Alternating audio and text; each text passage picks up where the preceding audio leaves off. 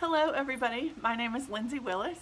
I am excited to be with you all today from my front porch, and I'm sitting on the front porch in the remnants of Hurricane Sally. So we've had rain all day today. I expect that it's going to continue for a couple days, or at the very least through the rest of today and into tomorrow. I co-teach or co-lead the Friends in Faith Sunday School class with my friend Casey Miller. And he and I have a wonderful time in Sunday school, and we would love for you all to join us if you ever get the chance to do that. I'm excited to share with you today a discussion about Psalm 46. So at the beginning of the COVID-19 pandemic, when we were all on lockdown, our Sunday school class got together on Zoom and for a little while, and we decided to talk about some Psalms of rest. At that point, life was crazy. Life was really crazy for a lot of us. We had children who were not in school anymore and were trying to do schoolwork at home. Our jobs had all changed to be working from home. Some people's jobs has gotten a lot harder. And so we all just felt like during our Sunday school time, it was really nice to have a discussion about how we can rest in Christ and how we can have some reassurance in God's provisions. So even now, it continues to be crazy. I have children in virtual school. I have a 4-year-old who we have pulled from daycare and is home all the time now. And I am learning to adapt to teaching online as well. So it's challenging and stressful and crazy. And so I felt like this psalm still speaks to me. I still think about our discussion that we had during our Sunday school class back in March or April, and I wanted to share that with you today. So in Psalm 46, we're going to look at the verses, and we're going to look at a couple verses at a time. So the first thing we're going to look at is verses 1 through 3. I am reading from, I wrote it down somewhere, the New Living Translation. I have, which I would recommend for everybody, a coloring Bible that allows me to, put my right inside of it. So this is one that I'm actually doing with prayer clause right now. So you can see it's all colored and I've written in the side. So this is my favorite Bible to use. It helps me reflect on it, and it also gives me, this you can see is where we did Psalm 46 with Sunday school. And so I love using this Bible. So this is the New Living Translation. So we're going to read verses 1 through 3. God is our refuge and strength, always ready to help in times of trouble. So we will not fear when earthquakes come and the mountains crumble into the sea. Let the oceans roar and foam. Let the mountains tremble as the waters surge. So something that's really interesting to me about these verses is that it talks about all of these horrible things, right? It talks about earthquakes and mountains crumbling and waters surging, but it doesn't start with those problems. It starts with a solution, and it starts with an understanding of God's provision. So God is going to be our refuge. He will be our strength. I didn't count on the wind. He will be our refuge. He will be our strength. He will be always ready. He will be very present and will provide. So we don't need to fear, which doesn't make a whole lot of sense. It makes sense to fear things if we are encountering something that we don't know. It makes sense to be afraid of situations, but we know that because God can provide, and God will provide a solution for those problems and those situations, then we don't need to fear. At the end of this verse, it gives us the first Selah of a couple Selahs in this psalm. Selah is a word that I think of and I try to practice a lot. This is taking a breath, thinking about what you just read, being intentional in your breathing, and putting careful thought into what you're doing. So you take a breath after that phrase. And then we look at verses 4 through 6. A river brings joy to the city of our God, the sacred home of the Most High. God dwells in that city. It cannot be destroyed. From the very break of day, God will protect it. The nations are in chaos and their kingdoms crumble. God's voice thunders and the earth melts. So God has taken, even in just verses 3 to 4, God has taken this surging water and has transformed it into a river of joy. So when we think about rivers, we can think about rivers as functioning in a lot of different ways. We think about them as peaceful. I am a water person. Peace comes to me when I'm near the water. I love to swim. I love to go to the beach. I love to play in the water. I love water.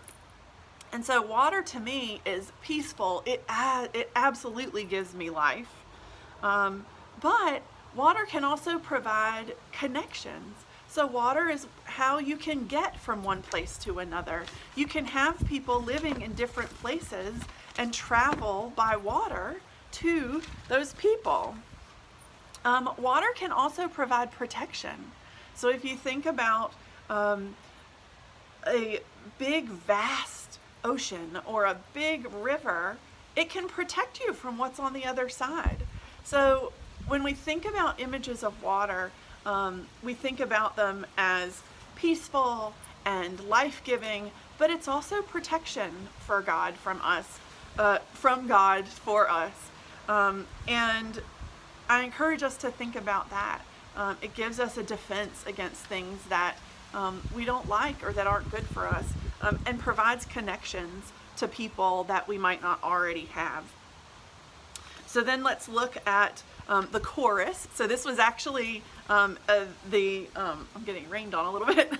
This is a song, so it's meant to be for a choir director. So the chorus for this psalm is, "The Lord of heaven's armies is here among us.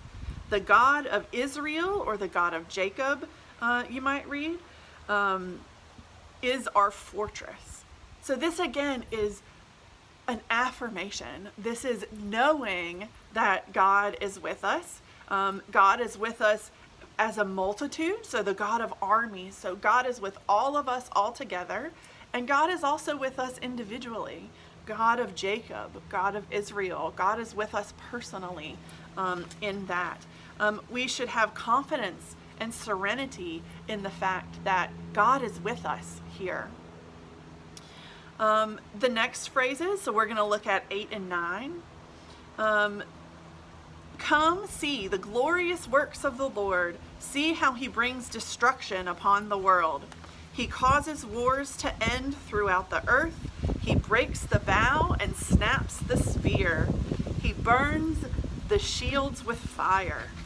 So this is a lot, right? This is a very forceful God. This is a God who we should behold. We should respect. God can do all of these things.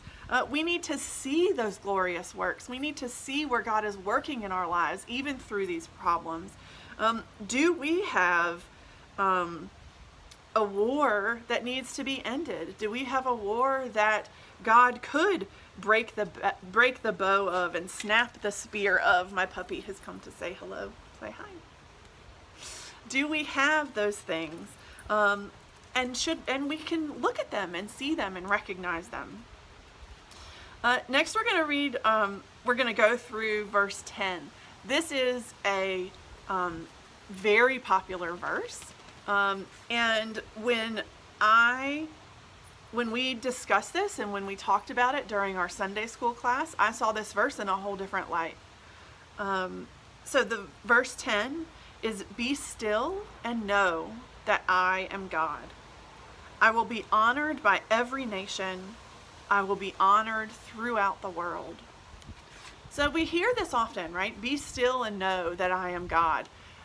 I always thought, and I think it's a very valid interpretation and absolutely correct, that you just need to be peaceful and thoughtful, and that Selah, right, that breath. Think about it and know that God is here and know that God is in control, and be peaceful about that. And that's certainly understandable that I thought that was what the verse meant if I pulled it out of the psalm. But if you look at it in the context of Psalm 46, not only is this a quote, right? Nowhere else in the psalm do we have a quote, but this is in quotation marks. Be still and know that I am God. I will be honored. So God is speaking. I will be honored by every nation. I will be honored throughout the world. So God is telling you, be still and know that I am God. But here, if we look at the things that happened before this verse in Psalm 46, we have earthquakes, we have mountains, we have oceans roaring and waters surging. We have wars that need to be ended by really forceful action by God. And here, God is not saying just to be still, right? Just to be passive and thoughtful and reflective. God is telling us to be still as an active verb. So God is telling us, stop your fighting. Stop your fighting and surrender. Stop your fighting with each other. Stop your fighting with yourself. Stop your fighting with God's plan. You need to surrender. So this is actively lay down your arms and surrender.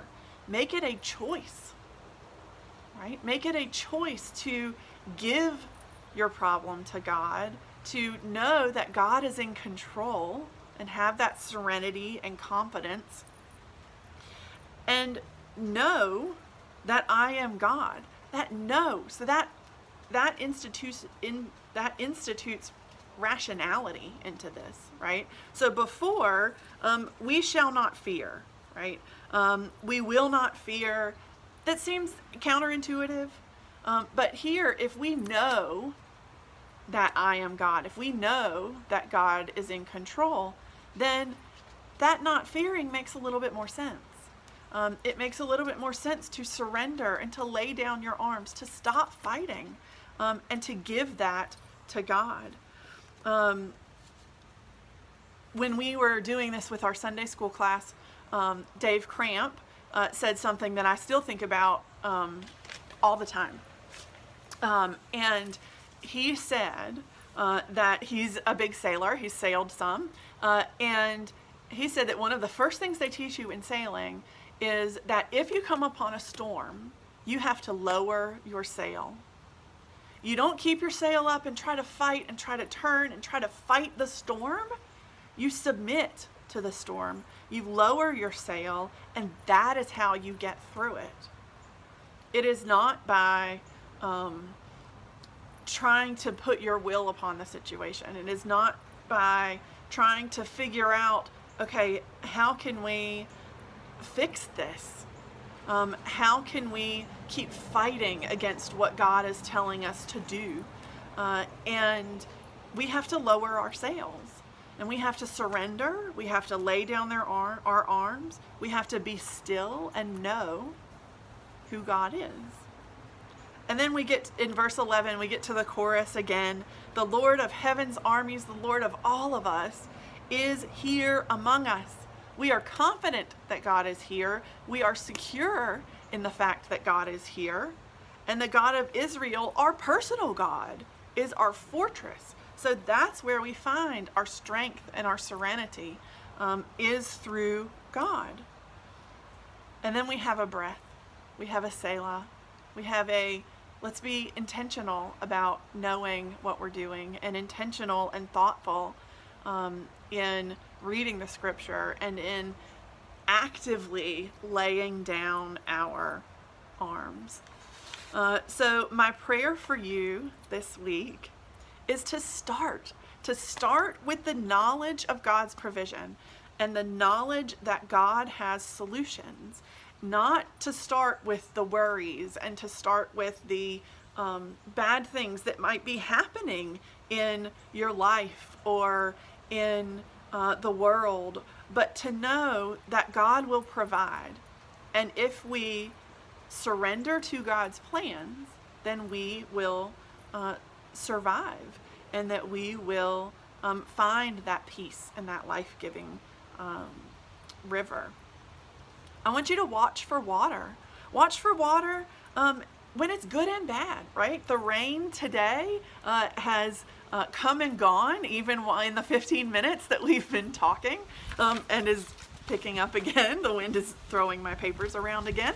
But watch for it. Be reminded of God's provision, of God's joy, of peacefulness, of protection, of life-giving, and of the connections that we're able to make with water. And then my final prayer for you is to be still and know who God is. Surrender. Lay down your arms. Be active in your surrender. Don't be a passive observer in being still and peaceful and just sitting, but be active in giving it to God. Whatever storm you're facing, when the rain seems like it's never going to end, remember to lower your sail, to surrender, and to have confidence and serenity in your knowledge of God and who He is in your life. Thank you.